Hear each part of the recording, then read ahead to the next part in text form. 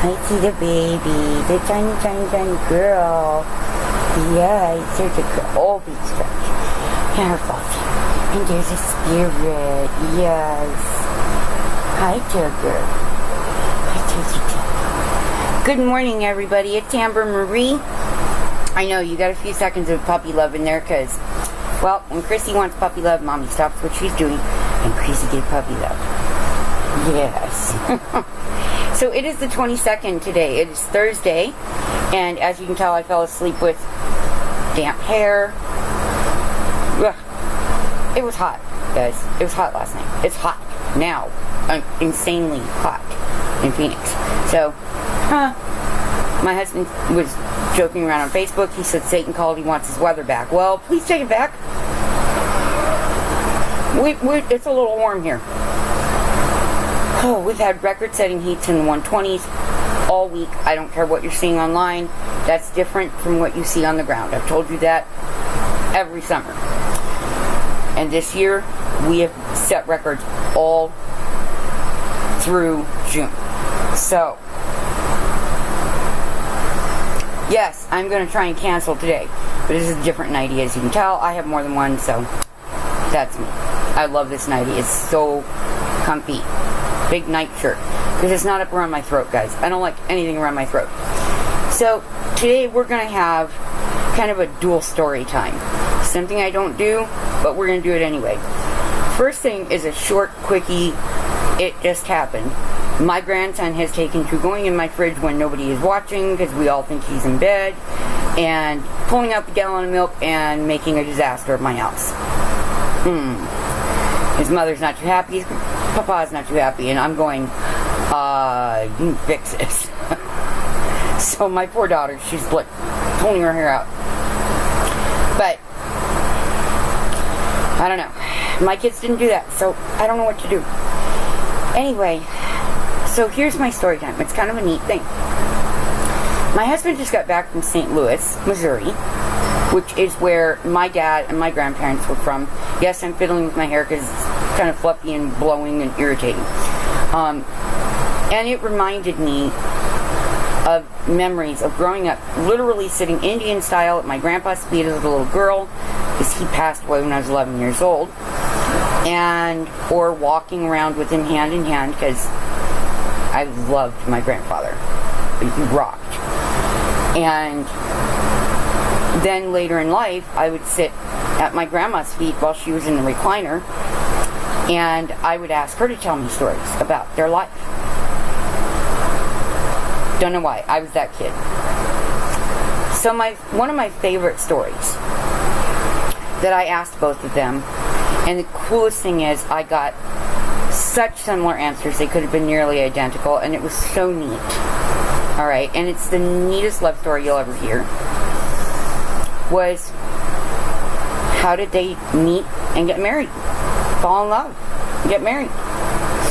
Because they were married for almost 15 years when he passed away, and he never even looked at another woman in an attraction way. He always was in love with her and enamored by her, and she always saw him that way too. Even for 16 years after he passed away, till she passed away to go join him, she never took a ring off. She never loved another man. He was the love of her life. And I just thought, I was growing up in this time when divorce was everywhere. And I thought, how cool, my grandparents just never thought to love anybody else. So I'm going to give you a little story. They met when my grandma was 17 years old. Now, please understand something. My grandma was probably the most mature 17-year-old that has ever walked this earth, because her parents died when she was very young. They had no relatives to go to, and she didn't want the family split up, so she raised her 9 brothers and sisters. Yeah. So she met my grandpa when she heard him sing.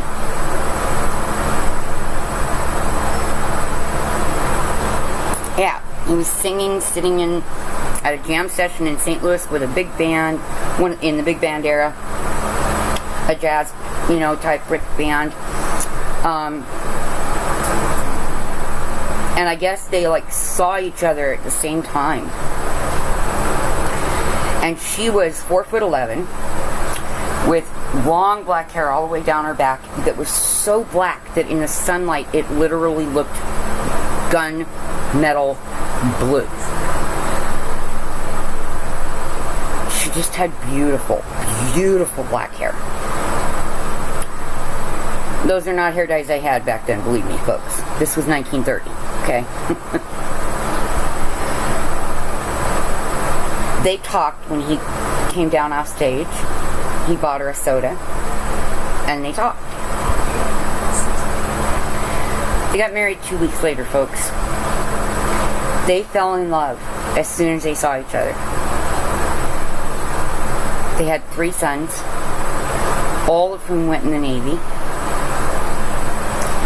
They used to feed the sailors that would come to St. Louis and the Marines that would come on ship with them.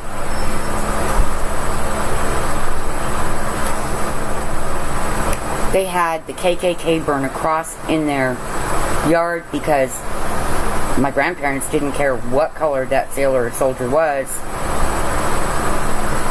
They were serving the country. Now, at this time, in Missouri, it was still illegal for blacks and whites to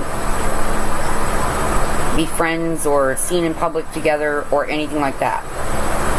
But my grandparents didn't care. They didn't care. My grandpa was Native American.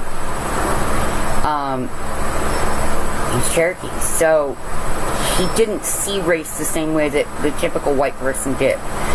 My grandma's father was from Scotland, so he was an immigrant, and she was Celtic. She was Scots-Irish. And she had lost her parents in an accident so young. So they married in 1930, and in 1931 they had my dad. So there's your story time, very short, as to how the family I know began. Okay? I do not know exactly how my grandpa's parents met, but I do know that it was on the Cherokee Reservation, because that's where my great-grandmother was. I know that until a few years ago, my grandparents had passed away, so no one could remember her name. My great-grandmother's name. But they released more census records, and I was looking up my grandpa, and he has an unusual name, so it was easy to find him. I never knew that he was not an only child. He was the last of his family alive, so he just didn't talk about it,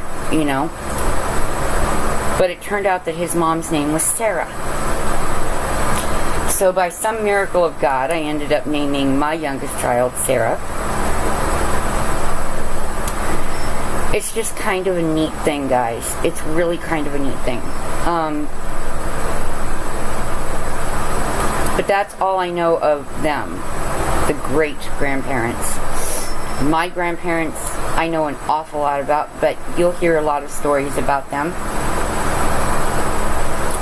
Because since my husband went to St. Louis and brought me back to Cup, last night flooded my mind with memories of all the stories and walks through this big sunflower field on my grandpa's shoulders, and the first time that he put me on a horse, and just all kinds of really cool things that formulated who I would become. And that in spite of all of the abuse that I endured with Joyce, I had this amazing set of people that decided to love me and became my grandma and my grandpa and my baba, my dad. So I think because my dad, it was just on the 18th, it was 9 years since he passed, I'm able to talk about things right now. So I'll probably be telling a few of the really cool stories about my family. So I hope you all have a great day, and my thoughts and prayers are with you. God bless. Bye, guys.